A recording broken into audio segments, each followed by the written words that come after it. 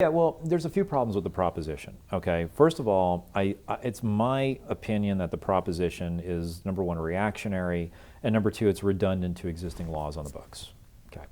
Um, the, the other problem with the proposition is the enforcement of the proposition, okay? So let me ask you a question, all right? Or actually, let me just sort of frame this for you. California Department of Justice is going to be the one that's going to be behind the enforcement of this because they're the ones that deal with firearms and ammunition and what have you, okay? So California Department of Justice is quite the organization to deal with.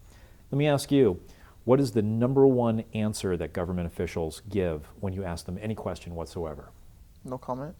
No. No what? I don't know. Yeah. Oh, that too. Okay. Yeah. I don't know. Just dodging stuff. I don't know. So when you call Cal DOJ, as we call them, you'll talk to 10 different people and you'll get 15 different stories.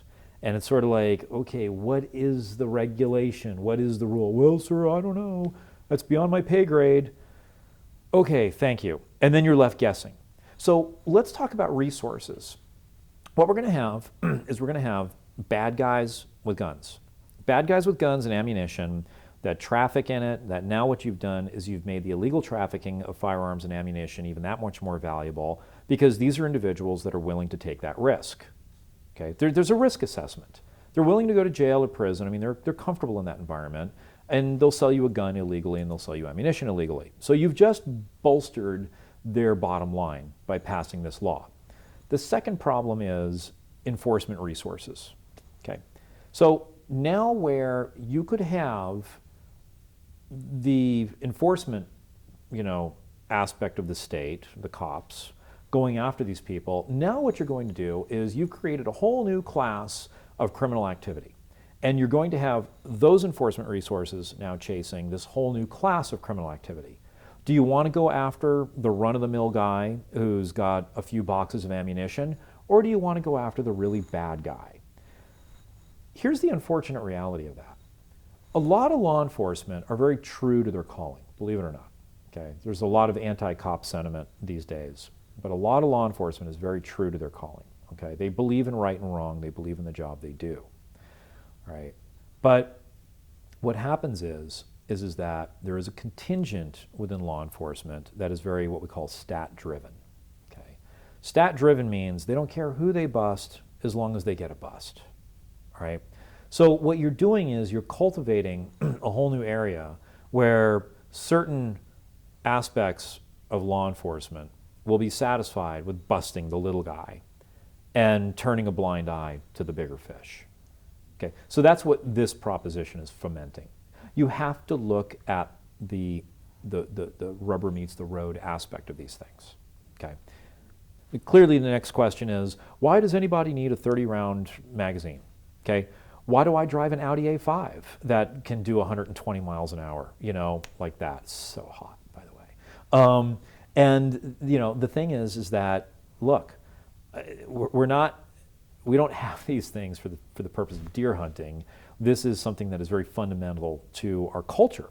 And our culture is derived from our Constitution. All right? So when we have a constitutional more that says, you have the right to bear arms, okay, and it shall not be infringed, that has played into our culture, and we're kind of like a little bit of a Western Hemisphere oddball the way we are in terms of our love of guns, okay? But it is part of us. Here's what it is. Let me tell you what it is, okay? First of all, a lot of it has nothing to do with guns. Here's the reason people don't like guns and why guns are dangerous. Okay? I used to be a big gun guy. Huge gun guy. I used to do gunsmithing, reloading, you name it. All right, I did it. Okay. Guns attenuate the violence. That's the problem that people have with guns. Because rather than up close and personal, like smashing a vase over someone's head or stabbing them, you can off somebody from 300 yards. And it's kind of clean and you walk away from it. Okay. That's what scares people about guns. It attenuates the violence. Okay. The issues you're talking about, those aren't gun issues. They have nothing to do with guns. It has to do with programmed violence, desensitivity to violence, and disenfranchisement. These kids are disenfranchised, all right?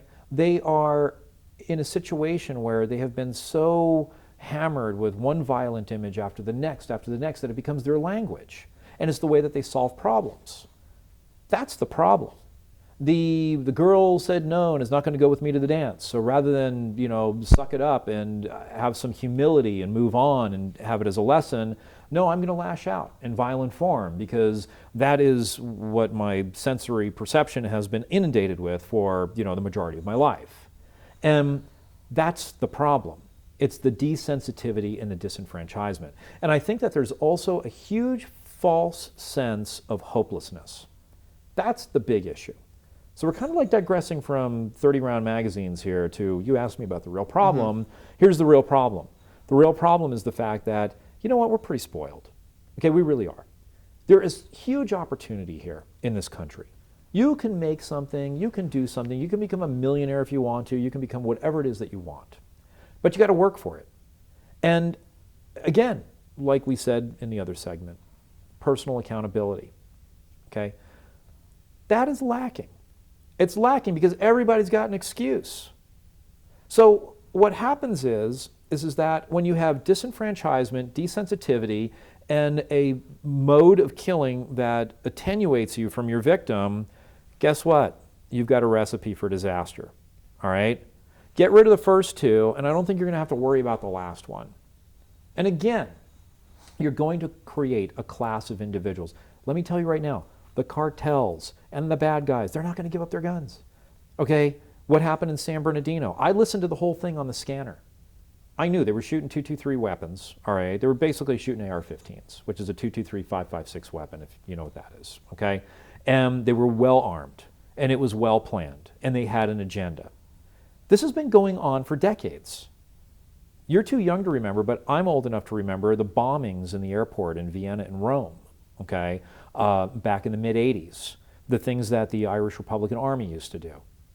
That stuff's going to go on. It's always going to go on. So, do you want Cal DOJ or the FBI or whomever it is to be chasing a guy with a couple of boxes of ammo, or do you want him to go after the bad guys? Change the modality.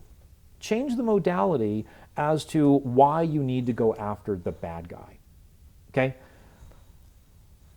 To further answer your question, as long as you two are getting an earful here, all right, morale in federal law enforcement is terrible.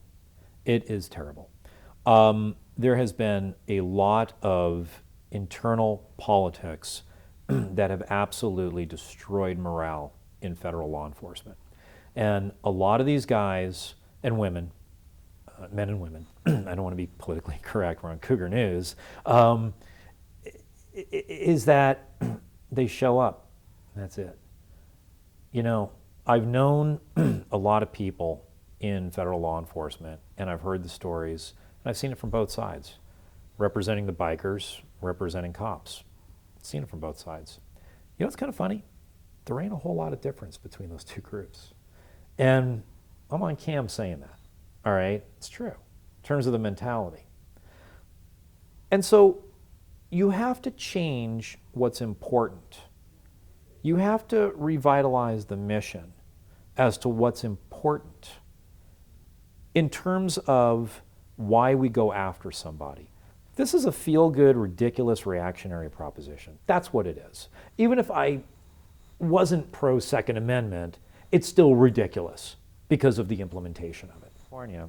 You know, I had a 3-strike case where my client actually went away for life for grand theft firearm. Did you know grand theft fire? There is a such crime in California called grand theft firearm, and it's a felony.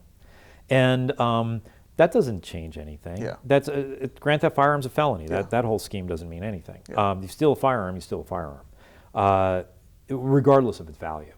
Okay, but it's hard for me to answer that question because in closing loopholes, well, the only loophole I can think of is this: is that every time we have a high capacity magazine case, so we got a client who gets busted with a high cap mag. We call them high cap mags. Okay. And I had the high cap mag before the year 2000 because Yeah. you could, if you owned it before You got to 2000, keep you it. got to keep And this would make people give them up if it got passed. Right. And so we're there in court with the mag and a baggie, and it says Sturm Ruger, and there's no serial number, and we're kind of looking at it, kind of going, okay, you said you had it before 2000. It's your word against whatever. That's the only loophole I can think of. Yeah. As far as ammunition goes, it is absurd. You can get a reloading press. I used to reload. You can get a reloading press and make ammunition all day long.